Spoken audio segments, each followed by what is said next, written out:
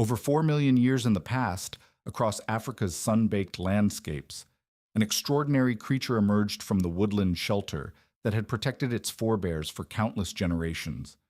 This being existed in a remarkable in-between state, neither fully ape nor remotely human. Standing at evolution's crossroads, it carried within itself a choice that would reshape everything to come, abandoning life in the canopy for existence on solid ground. This was Australopithecus, the last pre-human ancestor before our own Homo line began its journey. What transformed this species into such a pivotal moment for our existence?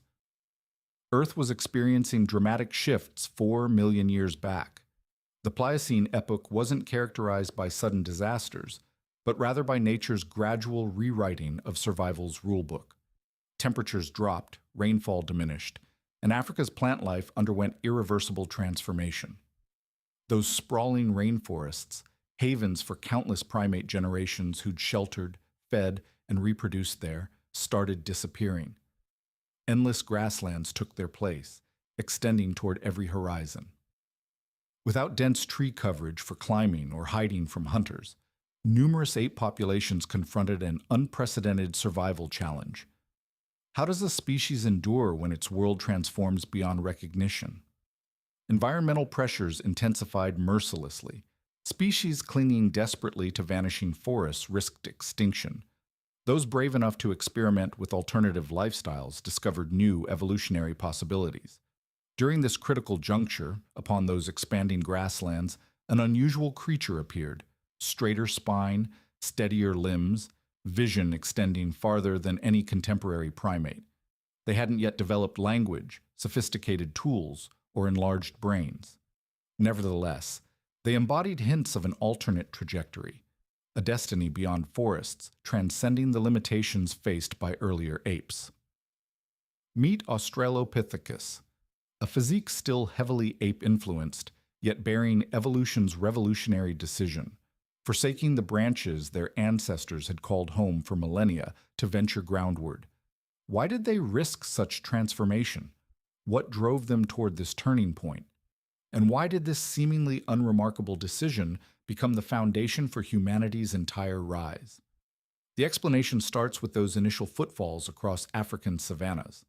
Nearly 3 million years after Australopithecus first walked upright, their remains lay entombed within Africa's thick limestone deposits. Modern science wouldn't encounter these ancient relatives until 1924, when limestone quarry laborers in Taung, South Africa, unearthed a small, rounded skull bearing surprisingly human-like features. They couldn't have known they'd discovered among history's most significant fossils.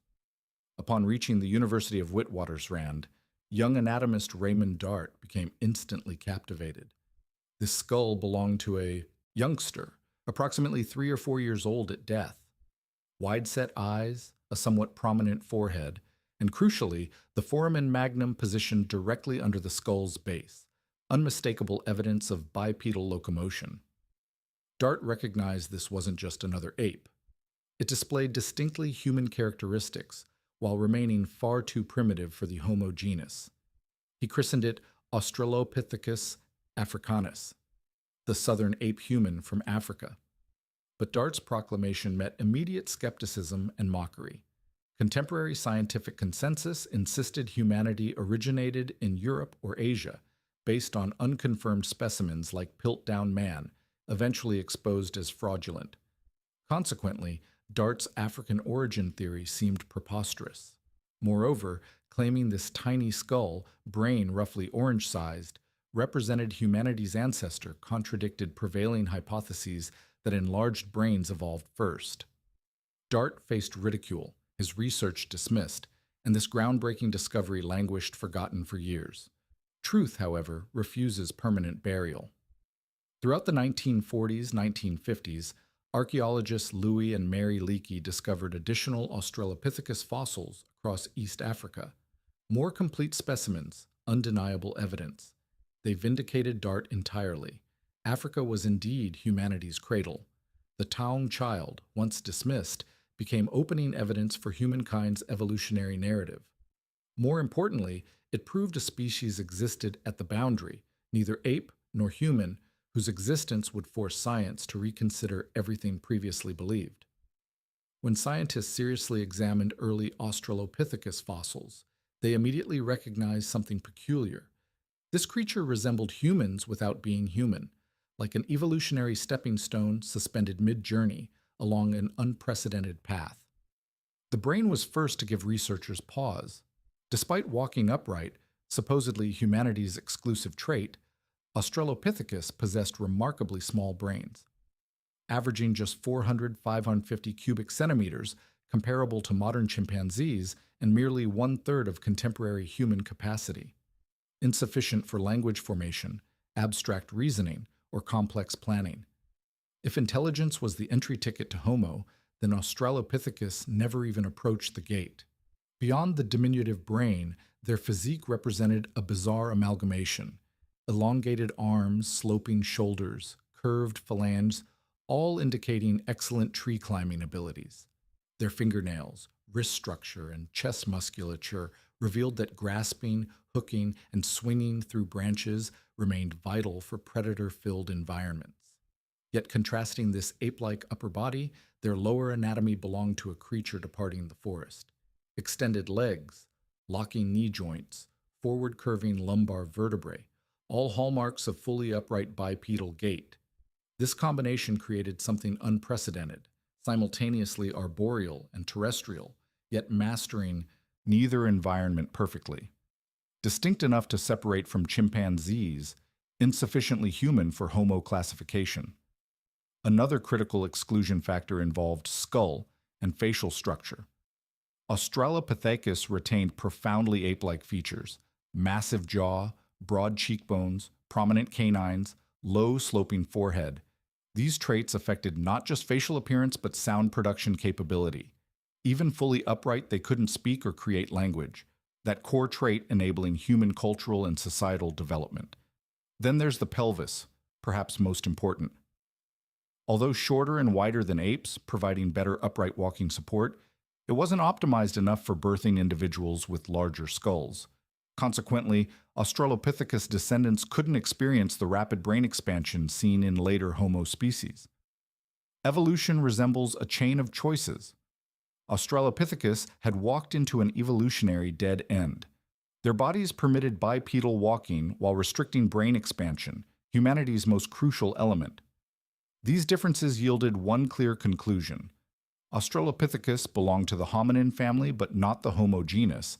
They were our ancestors, broadly speaking, a pioneering branch, foundation layer, but not modern humanity's direct forebears. Like an ancient doorway, evolution opened briefly before closing it again, allowing another entrance, the one toward Homo, to open wider. Australopithecus stood precisely at humanity's threshold, but evolution chose differently. If selecting Australopithecus's single most significant trait, the genuine turning point separating them from other primates, it's bipedal walking, not tools, not intelligence. The legs, that seemingly mundane body part that redirected humanity's entire trajectory. This turning point appears most dramatically through a 1978 discovery at Laetoli, Tanzania, within ancient volcanic ash layers. Mary Leakey's team found extensive footprint trails stretching over 20 meters, imprinted clearly into ground. Dating revealed approximately 3.7 million years, an era when only Australopithecus afarensis inhabited that region. These footprints were truly remarkable. Toes pointed forward rather than splaying sideways like apes. Heels struck ground first, followed by the foot's remainder, precisely matching modern human walking patterns. No indication of quadrupedal movement. This wasn't temporary posture but fully developed bipedal stride. What astonished scientists wasn't merely that Australopithecus could walk upright, but that they did so extremely early, long before significant brain expansion. This shattered long-standing scientific assumptions that large brains evolved first, followed by upright walking. Reality proved opposite. Upright walking came first, paving the way for subsequent brain growth. But why was upright walking so crucial? Across Pliocene expanding savannas, standing upright offered numerous survival advantages. Elevated bodies allowed Australopithecus eyes to scan greater distances, spotting predators far earlier. Bipedal movement required less energy than apes' quadrupedal gait. They could traverse long distances seeking food, water, and shelter. Most critically, walking upright liberated the hands. This was the key unlocking evolutionary consequences. Hands could carry infants while traveling. Hands could transport food back to groups rather than consuming it immediately.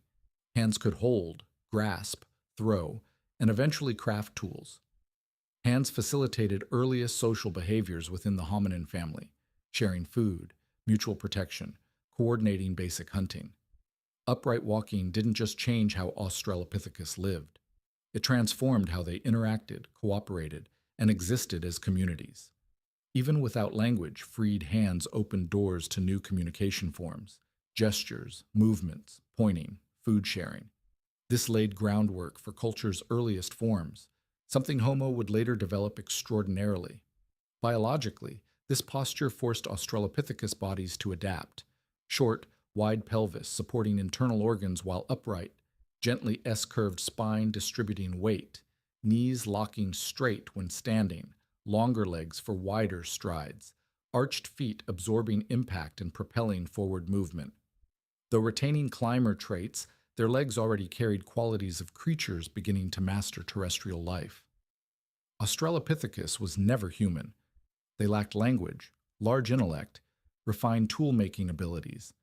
But they were first to walk like humans, establishing foundations for every trait defining Homo sapiens millions of years later. If evolutionary history were a million-year highway, then Australopithecus took the first steps out of the forest onto that great road. Leaving tree safety represented a major turning point, but also extraordinarily risky for Australopithecus. Ground dwelling during the Pliocene meant confronting an entirely different reality, no protective branches, just harsh savannas where death lurked constantly. Terrestrial life wasn't paradise, but a primordial battlefield where daily survival meant challenge. Australopithecus was small-bodied, standing merely 1.1 to 1.4 meters tall, weighing roughly 30–50 kilograms. Females were often half-male size, making them especially vulnerable to predators. With such fragile builds, fighting back was rarely possible. Every sunrise brought one hovering question: would they survive until sunset? Enemies constantly lurked. Primitive hyenas with terrifying bite force could crush juvenile skulls instantly. Leopards and cheetahs hid in tall grass, waiting for careless moments to deliver fatal pounces. Saber-toothed cats like Dinophalus or Homotherium, with blade-like elongated canines, could kill with single bites. Along riverbanks, giant crocodiles waited silently for Australopithecus lowering heads to drink. Ground wasn't the only danger zone. The sky carried deadly threats, too. The Tong child's case is clearest evidence. Skull analysis revealed scratches and puncture marks characteristic of eagle talons. Young Australopithecus could be snatched within seconds before adults could react. With such surrounding threats, unsurprisingly, average Australopithecus lifespan remained under 20 years. Yet they weren't completely helpless. One valuable advantage: tree climbing ability. Despite evolving for bipedal walking, hands and feet retained features suited for gripping and swinging: curved fingers, flexible wrists, long, powerful toes. Sensing danger, they could dash up tree trunks instantly where most ground predators couldn't follow. Trees provided daytime shelters and safe nighttime sleeping places. Interestingly, juvenile Australopithecus individuals retained opposable big toes, allowing exceptional branch grasping, but this feature disappeared upon maturity, reflecting gradual shifts from arboreal lifestyles toward ground-centered existence. Still, tree climbing only addressed immediate threats. Long-term Australopithecus faced far greater challenges: finding food during dry seasons, competing for scarce resources, protecting young in predator-filled ecosystems. They couldn't attack like carnivores or run fast like herbivores. No claws, no powerful bodies. Their only weapons: vigilance, keen observation, group cooperation, and cleverness avoiding danger. Within this suffocating, unforgiving environment, Australopithecus forged fundamental traits the Homo lineage would later inherit and refine: patience, rapid adaptability, social bonding, and fierce survival instinct. Humanity didn't emerge from nothing. Before us existed a non-human species that survived a merciless world. From that resilience, humankind's evolutionary path could begin. In the dangerous Pliocene world, Australopithecus lacked claws, escape speed, and fighting strength. But that didn't mean weakness. Contrarily, they possessed an unexpected evolutionary weapon, unusual teeth, and the ability to exploit food sources many other species couldn't access.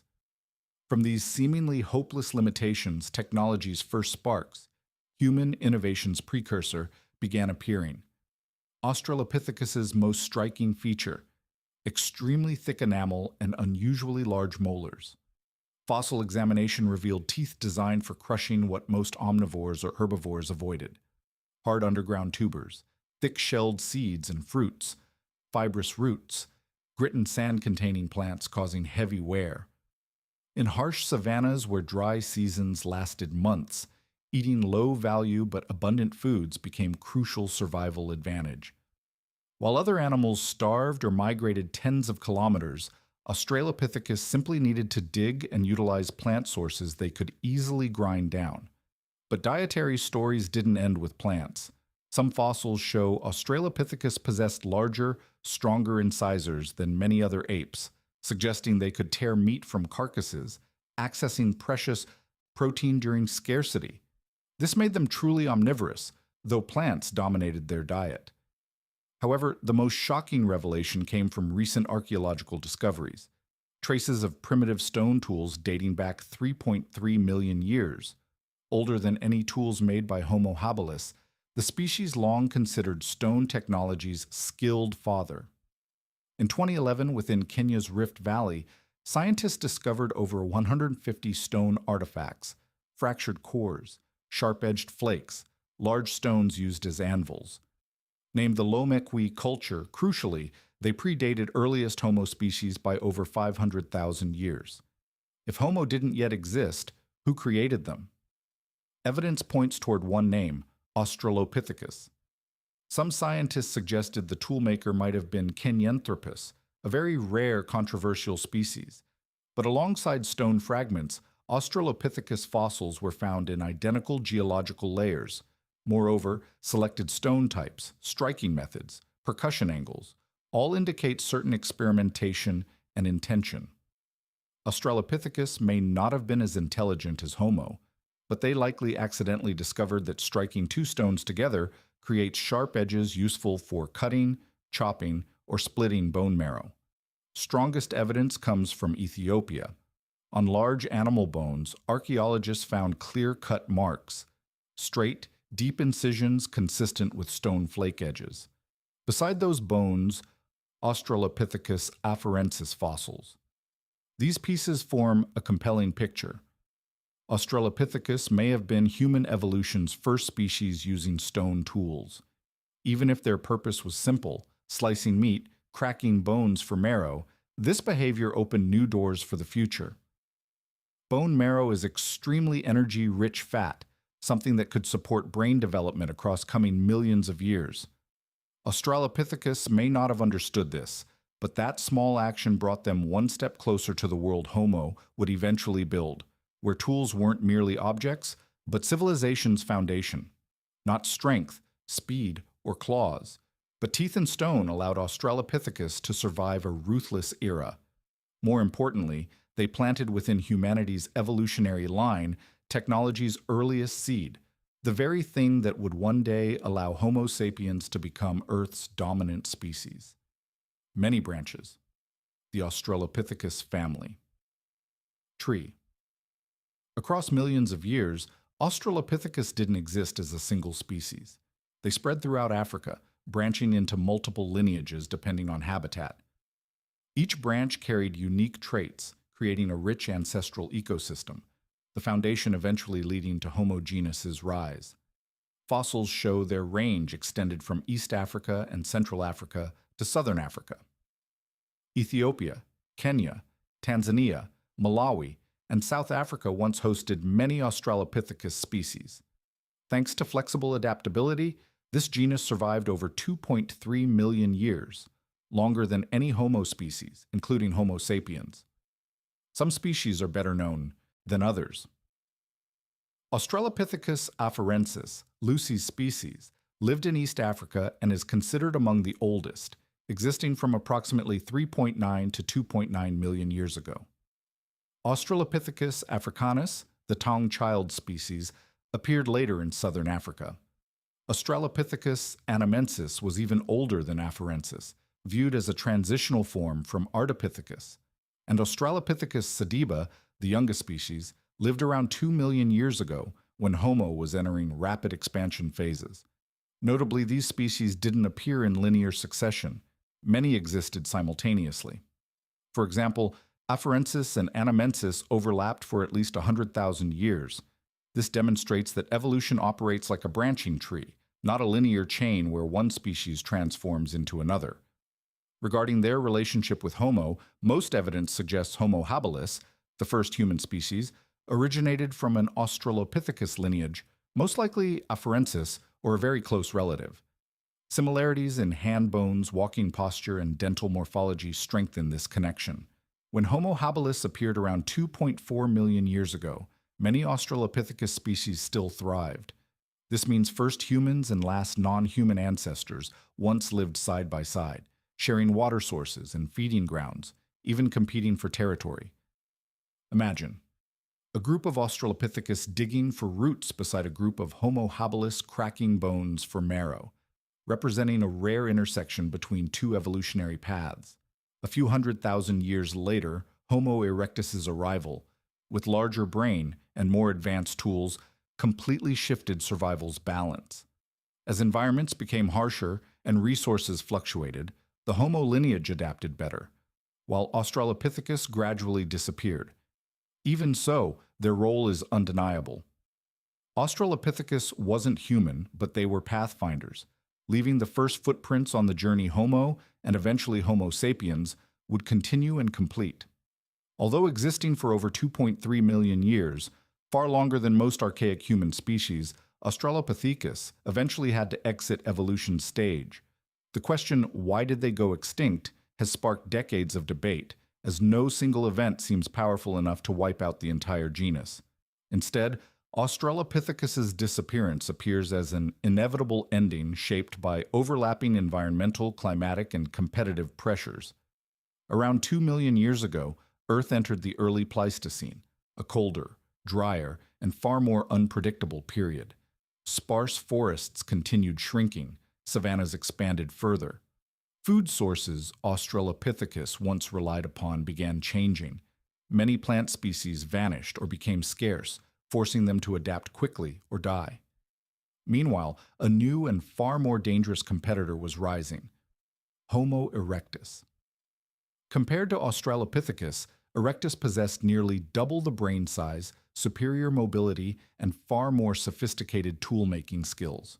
Although not a direct predator, Erectus's presence created intense competition for resources, water, food, and territory. In this context, weaker or slower to adapt Australopithecus groups began declining. No evidence suggests the two genera clashed directly, but reality is clear. As Homo erectus expanded, Australopithecus contracted and vanished from many regions. Some hypotheses even propose possible interbreeding among hominin species, but current evidence is too limited for confirmation. What matters is that the Australopithecus genus was gradually pushed to evolution's margins while the Homo genus grew stronger and more dominant.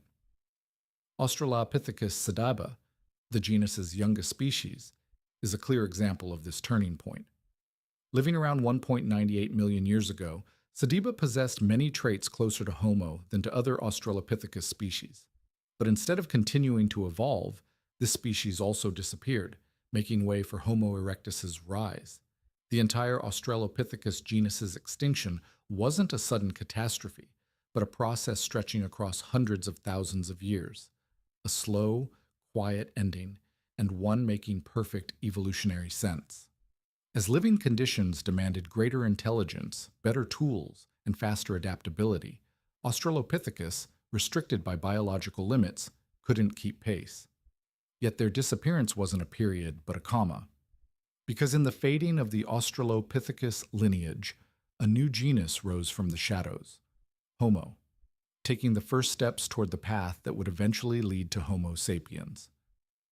Australopithecus didn't evolve into humans, but their extinction created the necessary space for humans to arise. Australopithecus has long vanished, leaving only footprints in volcanic ash and bones buried beneath ancient earth. Yet those fragile remnants tell the story of a time before humanity existed, when human and not human were separated by only a single step. And perhaps in each of their footsteps we can still glimpse an unanswered question. What would have happened if that evolutionary branch had not ended?